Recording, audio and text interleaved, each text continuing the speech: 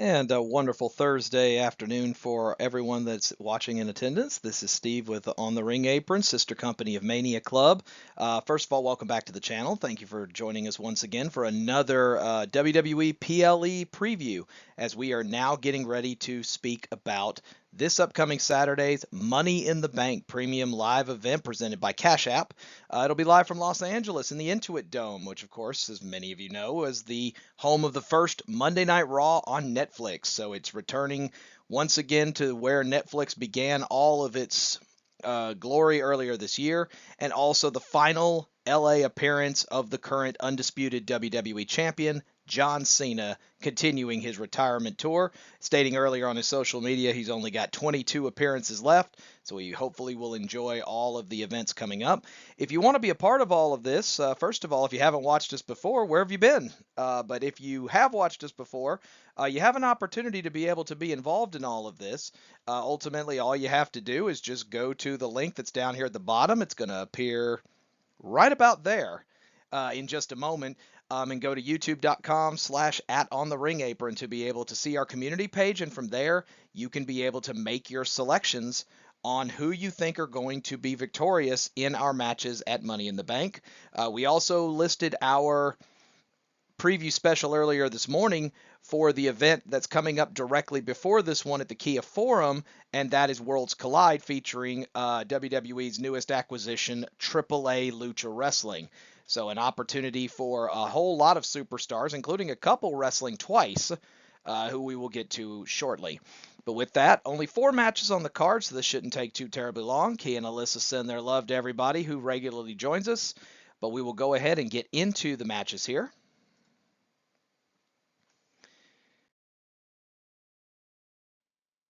The first contest that we will have will be the first of 2.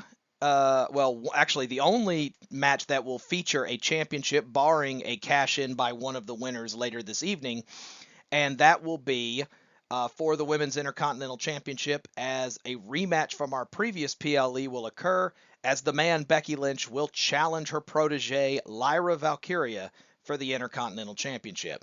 Lyra has successfully been able to defeat Becky Lynch twice, despite Lynch's so-called first ballot Hall of Famer status. That, of course, debatable amongst some, but most people feel that she's already got the nod to get there. And, of course, both of them coming with that Irish background. With Lyra following in Becky's footsteps, this is now an opportunity for her to be able to show that she not only has caught up with her leader or the person that she admired, but also potentially has passed her. Becky, however, has decided to put an extra stipulation on this match. It is a last chance match for Becky, as she will not be able to challenge Lyra for the title again as long as she's champion, should she be unsuccessful this time. However, as what happened in 2023, if Becky is victorious and wins the title, Lyra must also be the one to raise Becky's hand in victory and publicly declare that Becky is superior to her both in and out of the ring. A lot of personal feelings, a lot of pride, as well as the championship on the line. But let's see which way we're leaning.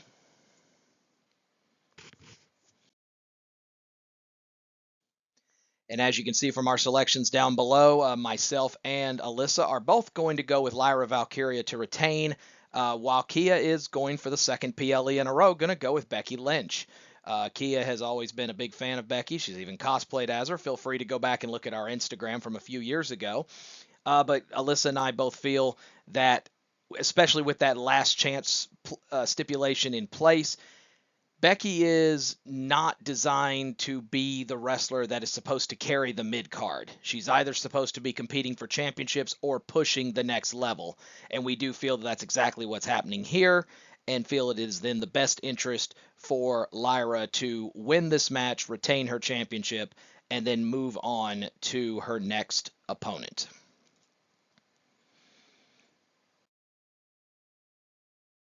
In our second match on the PLE, we will go into our first of the 2 Money in the Bank contract ladder matches.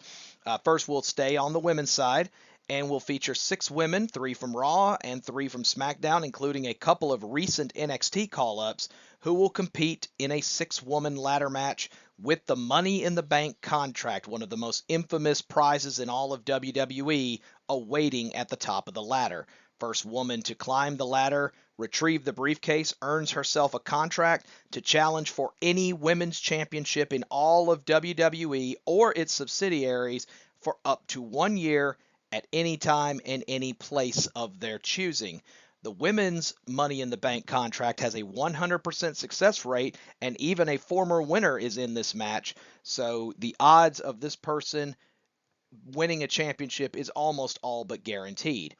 But our challengers will be newest NXT call-up Stephanie Vaquer, former women's champion, former multiple-time Raw and SmackDown women's champion, and former Money in the Bank winner Alexa Bliss, call-up Roxanne Perez, Rhea Ripley, Mommy from Raw, NXT call-up Giulia, who also has previously held the NXT women's title, and a former 2-time champion and former TNA Knockouts champion in Naomi. Naomi's new wild side has definitely proven to catch the ire of a lot of people, and no doubt that there will be several people amongst all of our competitors who will be potentially interfering with this as the match goes along, as of course a ladder match has no disqualifications and no countouts. Vaquer will also be entering her second match of the day, as she is scheduled to compete just a couple of hours before at Worlds Collide when she teams with Lola Vice. How much will she have left in the tank, and is she going to be able to successfully compete at 100% in a match that has such dangerous repercussions? But we move on to our picks. Again, if you want to be involved, move my hand over here, voting can be done right there. Placing your votes. It's live all the way until the bell rings. So let's see who we're taking.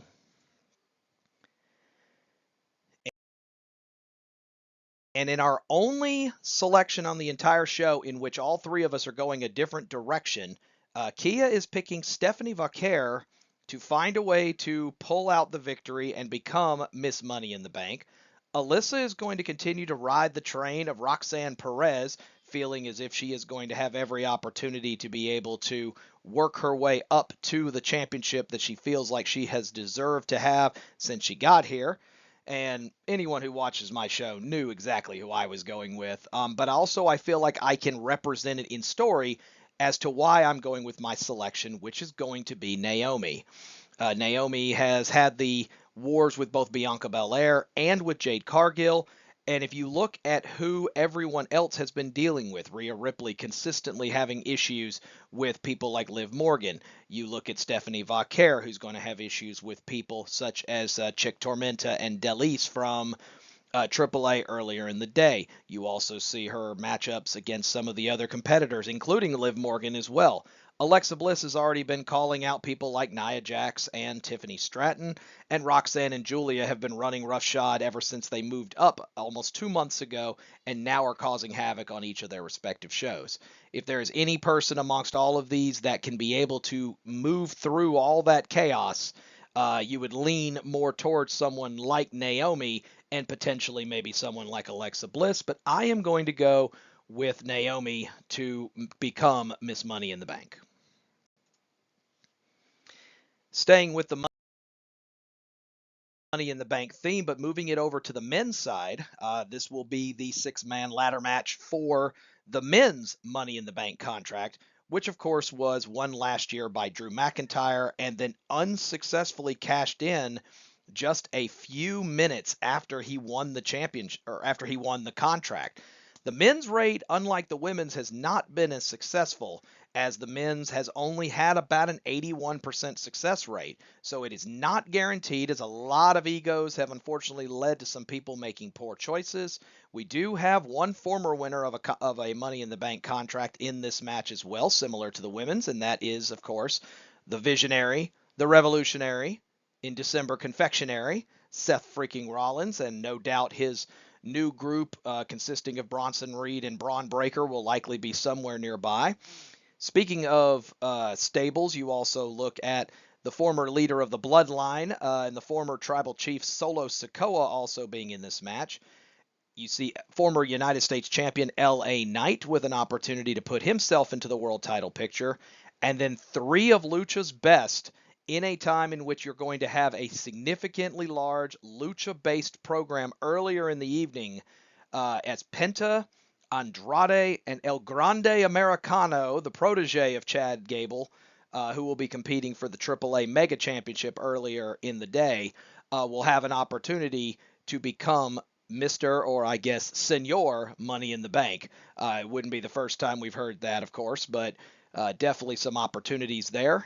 All of them could easily capitalize, and we have seen how it is the Money in the Bank contract can springboard someone to that next level. AKA, look at what it did to Seth Rollins 10 years ago. And now all of a sudden he is a main event player on a daily basis. But who are we taking? Well, let's go to our picks.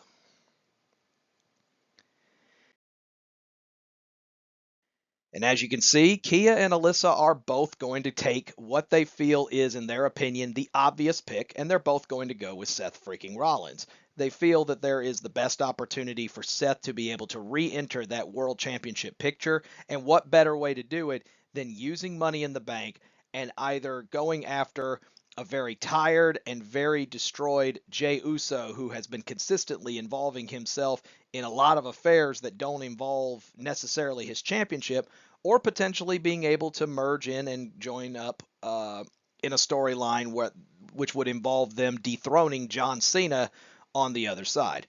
I, on the other hand, am actually deciding to take a long shot here. I'm actually going to go with El Grande Americano to win Money in the Bank. He has been an absolute joy to watch ever since he got here, and I think his victory in that last Money in the Bank qualifying match was definitely surprising, especially when you consider that the other 2 people were CM Punk and AJ Styles.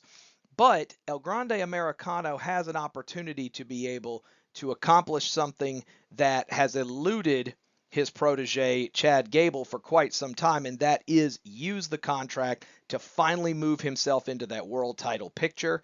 It is not to say that there are not other deserving people in this match, such in my opinion as LA Knight, Solo Sikoa, and Andrade. Penta, I really believe, is the only one that really doesn't mathematically show much opportunity to be able to win a match like this. But I'm actually going to go with the long shot here and take El Grande to win the championship. And then what we feel is going to end up being the main event of Money in the Bank, the final match of the evening, defined as The Last Time Is Now, is a tag team match featuring both of WWE's respective world champions in a match that I'm not really sure a lot of us asked for, but are ultimately going to end up getting, as the undisputed WWE champion and soon-to-be retiree John Cena will team with the Maverick Logan Paul to challenge the World Heavyweight Champion main event Jey Uso and the American Nightmare Cody Rhodes. Rhodes obviously has made his return for this will be his first match back since losing to John Cena at WrestleMania. Jey Uso, on the other hand, has been competing against a number of people over the last several weeks, including a successful title defense over Logan Paul at Saturday night's main event. Jey and Cody, of course, have also been tag team champions before, so they know a little bit about being able to successfully hold gold. But they're going up against not only a former United States champion in both sides of Logan Paul and John Cena, but also the GOAT of all championships, the 17-time and seemingly refocused John Cena, who is determined to ruin wrestling for all and retire a couple of months from now as the final WWE champion.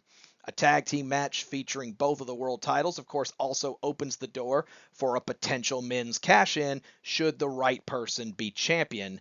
And of course, Jey Uso also can't be caught looking too much into this match, as he does have a forthcoming championship match against Gunther 2 days after on Monday Night Raw. But who are we going to take? Let's move to our selections here. And all 3 of us have made our choice. We are going to go with the team of John Cena and Logan Paul. We do feel that while Cody has been able to create that atmosphere that it is going to set up for likely Cena to defend the WWE Championship against Cody Rhodes at SummerSlam, if not sooner. We do feel that the distraction and the forthcoming match for Jey Uso against Gunther, as well as having to guard against a potential cash-in, could potentially cause him to be just too distracted in this instance. John Cena right now seems to be operating on a level that we haven't seen in almost a decade, and Logan Paul is trying to get his feet back right underneath him after coming very close to becoming world champion, but was unsuccessful in doing so a couple of weeks ago. So all three of us going with the team of Cena and Paul to go over Uso and Rhodes.